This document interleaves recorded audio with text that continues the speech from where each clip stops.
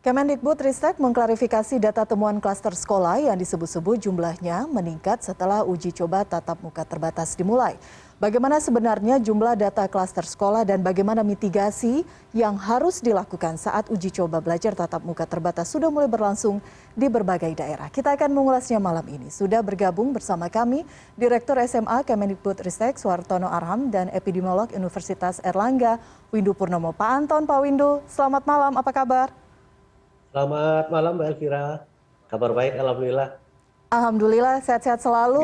Terima kasih waktunya malam hari ini. Saya ke Pak Anton terlebih dahulu. Pak Anton, dari Kemendikbudristek sudah mengklarifikasi begitu ya Pak, data survei sebelumnya menyebut-nyebut ada klaster sekolah ke 2,8%, lebih dari 1.000 responden begitu.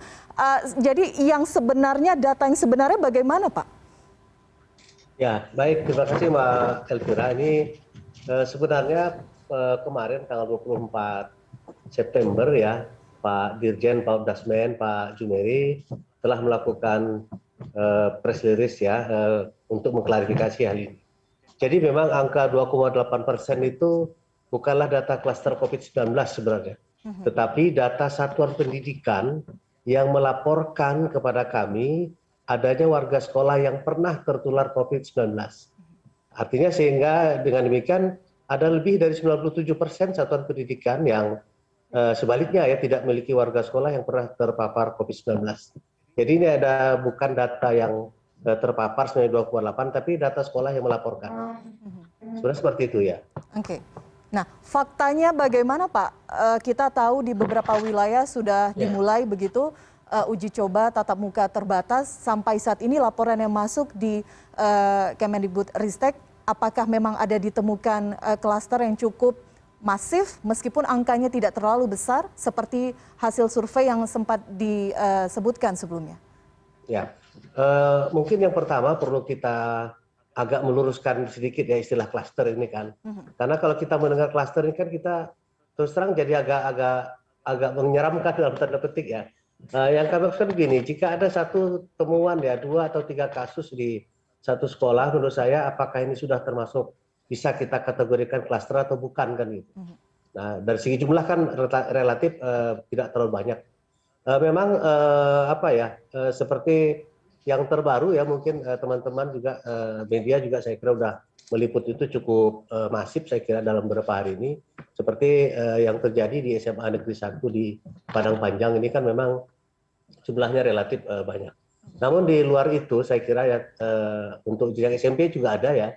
Kita mendengar 2 hari yang lalu di Kabupaten Purbalingga juga. Tapi di luar 2 sekolah itu dalam pemantauan kami ini sepertinya nggak ada yang sejumlah sebanyak itu. Kalaupun ada ini mungkin 1-2, baik itu guru maupun siswa peserta didiknya. Seperti itu Mbak. Oke. Dan mengenai ini kita juga melakukan pemantauan ya. Saya ingin sedikit menambahkan. Sejak dimulainya PTM terbatas, tentu saja kita tidak akan meninggalkan, tidak akan melupakan pemantauan yang secara ketat ya. Ini kita melibatkan selain kami di pusat, tentu saja juga kita bekerja sama dengan teman-teman Dinas Pendidikan. Ada juga OPT kami di tiap-tiap provinsi yang membantu melakukan pemantauan terkait dengan pelaksanaan PTM terbatas ini. Terutama apakah memang satuan pendidikan itu sudah betul-betul siap untuk melaksanakan PTM terbatas. Ada daftar periksa yang menjadi persyaratan mutlak yang harus dipenuhi. Ada sejumlah checklist yang semuanya harus lengkap ada. Jika ada satu poin saja di dalam checklist itu yang belum terpenuhi itu sekolah dilarang untuk membuka kelas tatap mukanya. Bahkan kalau di Provinsi DKI misalnya kita mengapresiasi sekali langkah-langkah antisipasi yang dilakukan oleh Dinas Pendidikan DKI Jakarta.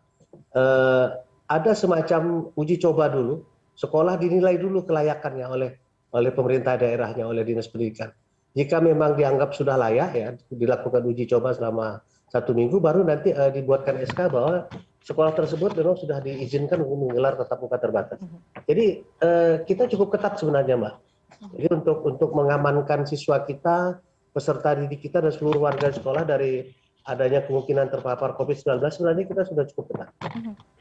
Ya. Checklistnya apa saja Pak Anton?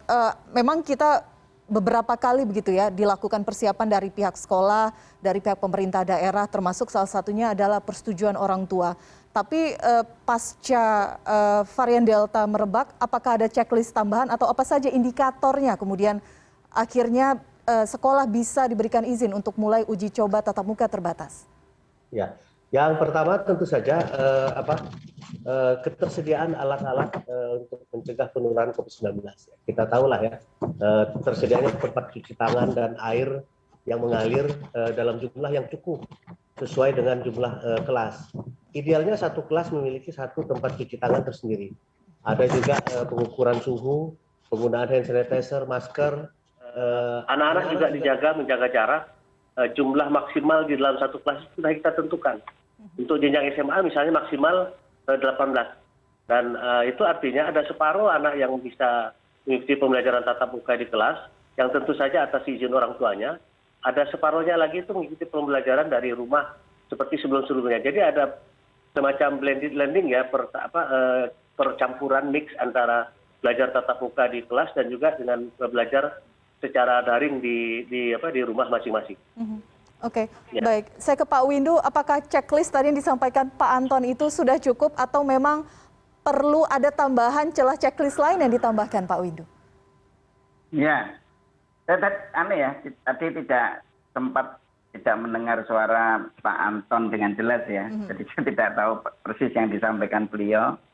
Prinsipnya kan setiap sekolah yang akan mengaktifkan PTM terbatasnya ini kan harus ada asesmen pra PTM dan itu sudah dilakukan ya kan, pra PTM ya, jadi ada checklistnya, bahkan ya, Ikatan Dokter Anak Indonesia itu malah menambahi item-item tertentu juga yang tadinya belum ada di checklist yang di Kemendikbudristek itu. Ya, saya kira kalau itu sudah dilaksanakan dengan baik, ya sekolah tentunya sudah bisa dianggap pantas, layak, dan aman untuk melakukan PTM terbatas. Nah, cuma sekarang kan masalahnya adalah kepatuhan, ya. Jadi kan gini, kalau PTM-nya sudah, artinya berdasarkan asesmen pra PTM sudah lolos, ya, kemudian mestinya kan juga ada asesmen risiko bagi keluarga ya. Jadi keluarga itu kan gini, anak persoalan PTM terbatas itu kan bukan hanya soal anak dan sekolah, ya, karena anak sendiri itu bisa saja adalah golongan yang risikonya rendah ya, dalam hal bila mereka tertular itu tidak akan bergejala berat. Karena apa? Karena mereka relatif adalah daya tahan tubuh yang lebih baik daripada orang dewasa maupun apalagi orang tua. Nah, tapi kalau anak sampai tertular entah di sekolah, maka dia membawa virusnya ke rumah. Jadi artinya asesmen risiko di rumah harus dilakukan juga kan. Jadi misalnya kalau di rumah itu ada anggota keluarga yang belum divaksinasi sama sekali, ya, dan di sana kebetulan yang belum divaksinasi adalah orang yang berisiko tinggi yaitu lansia dan atau yang mempunyai komorbid, seharusnya anak tidak boleh diizinkan untuk sekolah.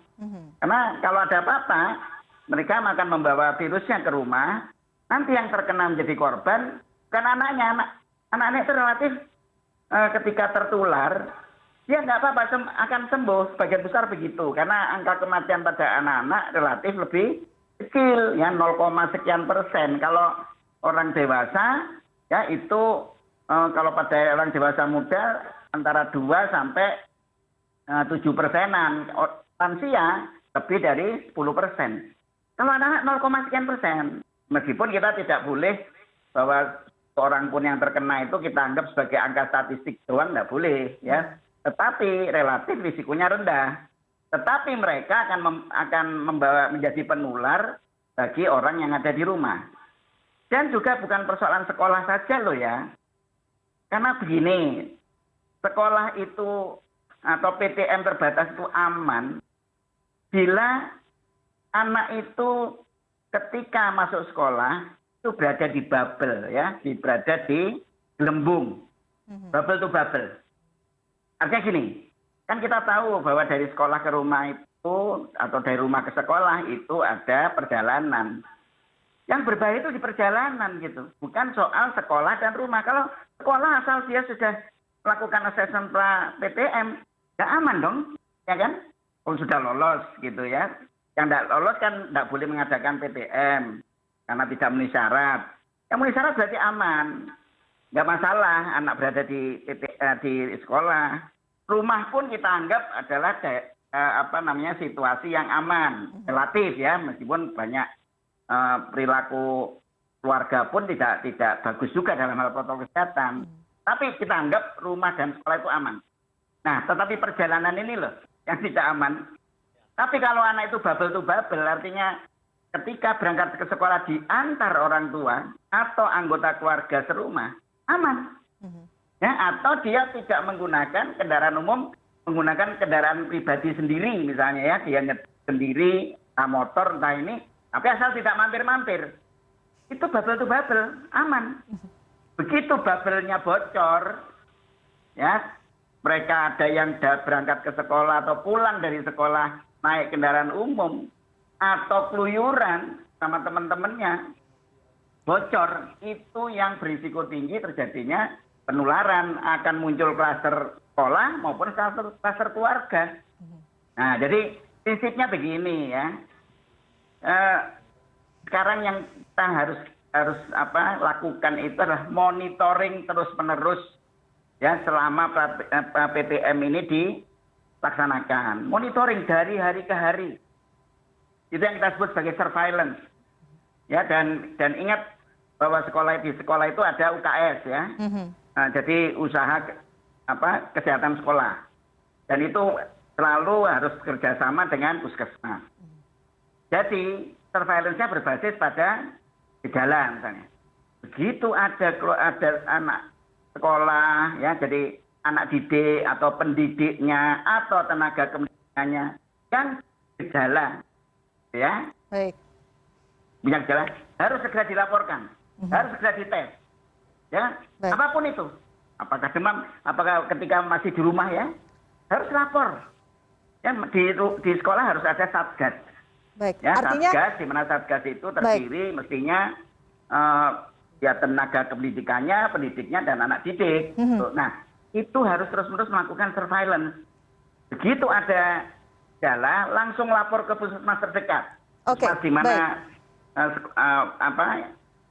sekolah ini menjadi wilayah dari wilayah kerja dari puskesmas itu. Baik. Nanti puskesmas yang harus melakukan testing.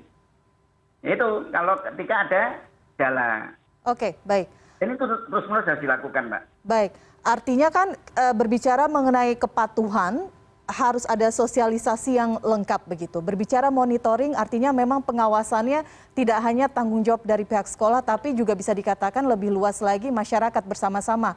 Bagaimana kemudian hal ini bisa disatukan sehingga tujuannya agar anak didik kita tidak menjadi klaster baru ataupun tenaga pengajar tidak menjadi klaster baru COVID-19. Kita akan bahas nanti usai jeda, tetap bersama kami di CNN Indonesia Newscast.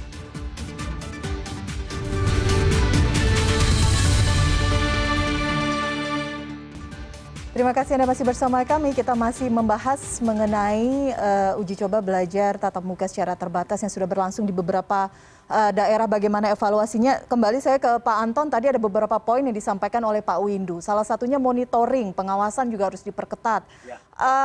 Apakah misalnya tadi, kita ada informasi tadi sebelumnya, salah seorang kepala sekolah di Gresik mengatakan mengusulkan melakukan tes antigen misalnya secara acak sebulan sekali begitu. Apakah ini kemudian menjadi salah satu opsi atau ada strategi lainnya, Pak Anton? Bisa sih menurut saya. Tapi sebelum mengomentari yang dari Gresik, saya sedikit mengomentari yang disampaikan Pak Windu. Ya. Ini memang cocok, Pak. Jadi memang pada saat di sekolah ini kan anak-anak tertib sebetulnya. Ini kita lihat sendiri ya, prokes itu bisa benar-benar dijalankan dengan. Nah, begitu pulang dari sekolah ini, kami kebetulan beberapa waktu lalu meninjau PTM ya di salah satu daerah yang Jakarta ini. Nah pada saat pulang kan anak-anak itu banyak yang bahkan maskernya dilepas, maskernya ditaruh di dagu gitu ya. Sambil naik motor, ngobrol sama kawannya, dan kemudian berhenti di warung.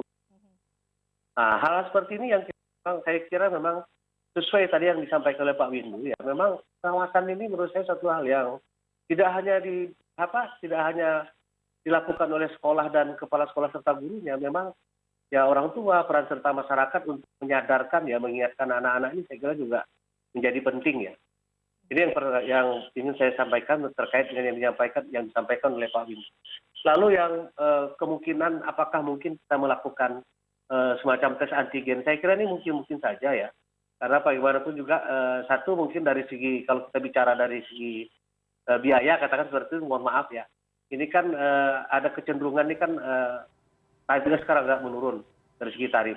Tapi bukan hanya itu, saya kira ini kita tidak bisa bicara tarif saja, tidak bicara harga, kita bicara tentang keselamatan anak-anak kita, dan kita juga bicara tentang keberlanjutan dari sekolah tatap muka ini. Jadi saya kira ini juga tetap bisa dilakukan, apakah itu dengan sampling secara acak, atau mungkin ada sekolah-sekolah tertentu di daerah-daerah tertentu yang mungkin masih berada di level 3, itu yang mungkin kita perbanyak untuk melakukan semacam tes seperti itu. Saya sependapat seperti itu, Mbak. Kan kita tahu kemampuan sekolah menyediakan infrastruktur, kebutuhan prokes itu pasti akan berbeda. Oke, Jakarta menjadi standarnya, tadi Pak Anton menyampaikan sudah cukup baik begitu monitoring pengawasannya, begitu checklistnya. Tapi kan mungkin hal berbeda ditemukan di berbagai daerah. Bagaimana memastikan bahwa standar ini bisa terjaga, Pak Anton? Baik, kalau mengenai kemampuan sekolah yang pertama, Mbak Fira, pemerintah kan sudah melakukan relaksasi terhadap penggunaan dana BOS. Jadi di era sekarang ini penggunaan dana BOS ini relatif sangat fleksibel. Jadi bisa digunakan sesuai dengan kebutuhan tiap-tiap sekolah. Saya kira ini juga bisa dimanfaatkan untuk misalnya sekali-sekali kita melakukan semacam tes antigen. Lalu memang kita mengakui standar satu daerah memang berbeda. Jakarta yang kami lihat memang, karena saya kebetulan sempat beberapa sekolah kami kunjungi pada saat awal PTM terbatas ini dilaksanakan, memang sangat baik penerapan protokol kesehatannya. Nah, tapi memang di daerah-daerah tertentu barangkali yang perlu kita lihat kembali. Karena itu kita bekerja sama dengan Dinas Pendidikan tentu saja ya. Dinas Pendidikan yang memang memiliki jangkauan lebih dekat dengan sekolahnya masing-masing untuk setiap hari secara berkala memantau pelaksanaan PTM di tempat masing-masing. Dan sekali lagi juga kami ada memanfaatkan UPT kami yang ada di 34 provinsi untuk membantu melakukan monitoring terkait dengan PTM terbatas. Tapi tentu saja karena memang jumlah sekolah ini sangat besar, sangat banyak, tentu kita memiliki keterbatasan sumber daya. Jadi memang mungkin belum semua sekolah yang melaksanakan PTM itu mampu kita pantau, kita monitor, tapi kita mengambil sampling ya dengan kriteria tertentu, misalnya daerah-daerah yang memang saya katakan tadi yang memang wilayahnya masih masuk level 4 dan level 3 misalnya, itu yang jadi prioritas kita untuk lebih intens kita kunjungi. Kira-kira seperti itu, Pak Sirah. Oke, baik Pak Anton, jika kemudian ada laporan sekolah yang memaksakan untuk masuk tetapi tidak bisa menyediakan kemampuan untuk protokol kesehatan yang baik dan benar begitu. Bagaimana cara melaporkannya? Apakah ada sanksi terkait hal ini? Saya kira bukan sanksi sih sebenarnya ya. Yang pertama kan sekolah itu harus menyadari apakah memang sekolahnya sudah memenuhi persyaratan untuk menggelar tatap muka terbatas. Yang pertama tentu saja checklist itu yang pertama ya. Kedua, izin dari Dinas Pendidikannya. Dan saya ingin perlu juga saya sampaikan Mbak Kira, kait dengan PTM terbatas ini, bagi sekolah yang gurunya sudah divaksin dan berada di zona 3, 2, dan 1, itu wajib membuka kelas tatap muka terbatas. Tapi bagi masyarakat, meskipun sudah berada di zona 3, guru-guru di sekolah anaknya ini sudah divaksin semua, misalnya orang tua menganggap masih ada keraguan ini untuk mengirim anaknya belajar tatap muka. Ini menjadi pilihan, orang tua bisa memilih untuk mengizinkan anak-anaknya ikut belajar tatap muka di sekolah, atau tetap mengikuti pembelajaran secara jarak jauh ya, melalui media daring dan sebagainya. Pak Anton? Ya. Oke, baik. Artinya menjadi pilihan. Nah, pertanyaan saya kembali, jika kemudian dari pihak sekolah tidak mampu memfasilitasi karena memang sudah memutuskan untuk tatap muka, artinya apa langkah yang bisa dilakukan orang tua? mohon tidak mampu memfasilitasi dari sisi mana, Mbak? Artinya jika kemudian memang sekolah sudah memutuskan akan membuka ataupun melakukan Ya. tatap muka, tapi per individu ada beberapa orang tua yang menolak. Nah, opsinya bagaimana jika memang tidak bisa difasilitasi oleh pihak sekolah untuk tetap melakukan PJJ? Sekolah harus mampu, dan itu memang tugas sekolah, Mbak. Wajib berarti ya, Pak? Ya memang nggak ada pilihan tidak. Misalnya gini, kalian ya anak-anak yang nggak mau tatap muka, ya sudah nggak usah sekolah. Nah, begitu. Tetap itu bukan pilihan bagi sekolah. Jadi sekali lagi, bagi sekolah itu wajib membuka kelas tatap muka, sekaligus wajib menyiapkan pembelajaran jarak jauh, pembelajaran dari rumah. Nah metodenya ya monggo, itu juga sangat-sangat fleksibel.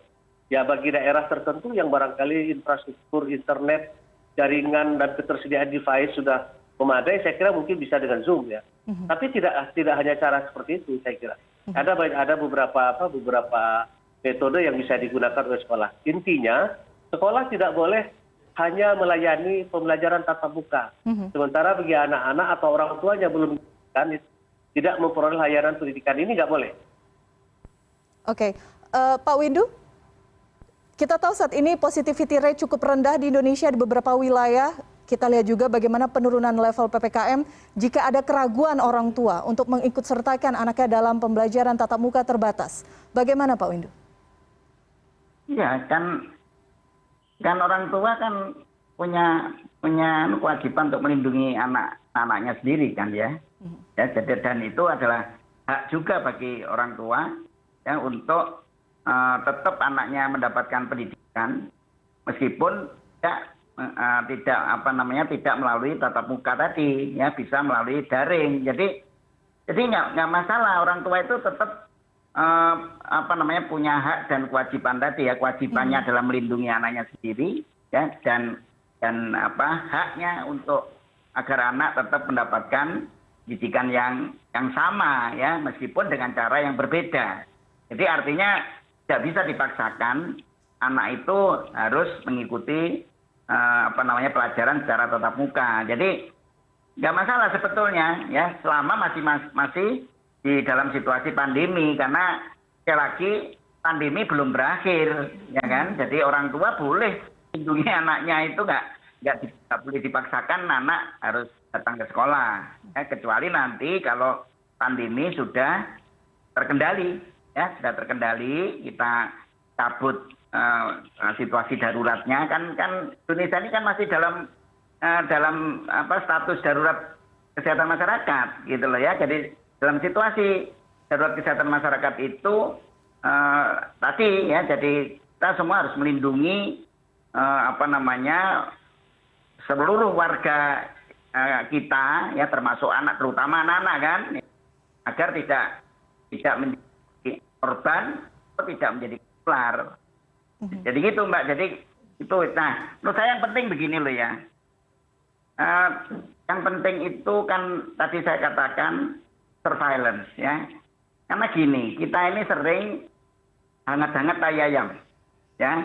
Pada saat di awal ya kita patuh. Ya, jadi semua SOP protokol dipatuhi, baik itu oleh pendidik, oleh anak didik maupun tenaga kependidikan. Ya kan? Tapi lambat laun kita ini sering luntur gitu. Nah, monitoring dan pengawasan itu harus selalu dilakukan, baik itu oleh Satgas internal sekolah sendiri maupun Satgas daerah. Jadi kalau ada pelanggaran itu tidak boleh ada tidak boleh ada pemaafan gitu ya. Jadi artinya tetap harus ada sanksi kalau ada pelanggaran terhadap protokol kesehatan. Dan protokol kesehatan itu tentu didukung oleh sarana prasarana. Jadi sarana prasarananya juga harus baik. Dan itu harus dipantau terus-menerus. Ya, diawasi. Kalau ada kekurangan ya itu kadang-kadang ada sekolah yang mungkin punya kekurangan dalam hal tertentu ya, dan memang tidak mampu ya harus dibantu. Kan gitu ya. Atau dia terpaksa harus menutup PTM terbatasnya ya, kembali ke daring kalau memang ternyata dalam periode tertentu ternyata nggak sanggup misalnya ya, sanggup misalnya menyediakan beberapa hal ya yang menunjang pelaksanaan prokes. Kemudian tadi surveillance itu harus selalu dilakukan ya surveillance. Ya, jadi artinya kerjasama dengan Puskesmas, dan surveillance itu tidak harus misalnya melakukan testing setiap sebulan sekali. Itu biayanya besar. Surveillance itu secara epidemiologi ya itu harus berbasis pada risiko. Ya, jadi kalau ada risiko misalnya ada keluarga dari apakah itu anak didik atau pendidik atau tenaga pendidikan yang punya gejala di rumah saja gitu, belum positif saja, itu harus dilakukan tracing dan testing. Tapi berbasis risiko tadi. Jadi kalau nggak ada apa-apa ya nggak harus gitu selalu setiap bulan melakukan testing. Testing itu kan meskipun pakai antigen lah ya yang lebih murah, tetapi itu apa ya belum tentu cost efektif gitu loh ya. Jadi artinya kalau cost efektifnya rendah, malah menguras dana yang nggak perlu, tapi berbasis pada risiko. Jadi berbasis pada gejala, ya berbasis pada tadi kontak erat, ya. Jadi kalau ada kontak erat, ya maka harus dilakukan testing dan tracing tadi. Nah, jadi tidak selalu harus di random ya, jadi melakukan random test, tidak perlu itu. Ya, tetapi yang perlu adalah jadi surveillance, pemantauan berbasis risiko, ya gejala dan sebagainya. Nah, dan yang penting ya kalau bisa pemerintah ya itu segera melakukan penyebaran penggunaan aplikasi atau platform Peduli Lindungi di setiap sekolah. Meskipun tidak semua harus berbasis HP ya. Karena bisa saja tanpa HP pun ada teknologi tertentu yang tidak perlu setiap anak harus membawa HP ya untuk bisa men-scan QR code dari Peduli Lindungi. Karena Peduli Lindungi itu adalah senjata yang ampuh gitu. Jadi kalau ada anak ya kebetulan orang tuanya ada yang positif, berarti dia otomatis kontak erat. Ya, ketika data itu ada di Peduli Lindungi, dia tidak bisa masuk. Setiap hari anak itu harus memindai ya atau melakukan dengan teknologi lain bahwa dia aman atau tidak masuk. Oke. Gitu dia tertulis hitam, ya anaknya merupakan kontak erat karena keluarganya ada yang positif, dia tertolak masuk, tertapis, sehingga dia harus pulang.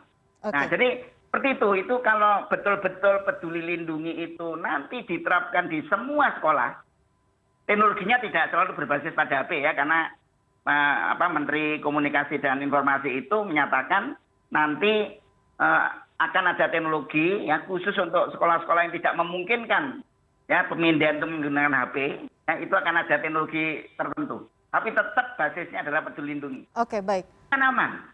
Gitu loh. Itu surveillance itu adalah satu cara surveillance yang bisa mengurangi risiko penularan di. Ya, sekarang juga sudah banyak dipakai di berbagai tempat ya aplikasi Peduli Lindungi. Pak Anton, apakah kemudian di masa mendatang hal ini masuk dalam salah satu strategi?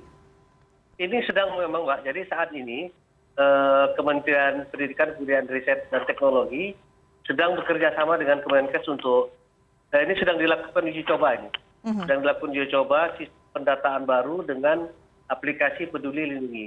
Dan memang ini Pak Windu, memang ini yang nanti akan salah satu yang akan kita pergunakan untuk mendeteksi ya bahwa dan sekaligus memastikan bahwa memang anak-anak yang datang, guru-guru yang hadir ke sekolah itu memang dalam kondisi yang memang memenuhi syarat untuk PTM terbatas. Kapan rencananya Pak Anton dalam waktu dekat? Apakah sudah bisa digunakan atau? Ini sedang berproses. Ini sedang berproses. Insya Allah dalam waktu dekat ini. Oke, baik. Pak Anton, terima kasih sebelumnya. Pak Windu, terima kasih sebelumnya. Kita berharap berbagai upaya yang dilakukan ini tidak hanya peran sekolah saja, peserta didik, ataupun tenaga pengajar, tapi kita juga sebagai masyarakat untuk sama-sama menjaga kesehatan dan keselamatan anak didik kita. Terima kasih sekali lagi waktunya di CNN Indonesia Newscast. Selamat malam. Selamat malam, terima kasih Mbak Kira. Selamat malam. Pak Windu, terima kasih. CNN Indonesia Newscast segera kembali dengan beragam informasi lainnya. Usai jeda.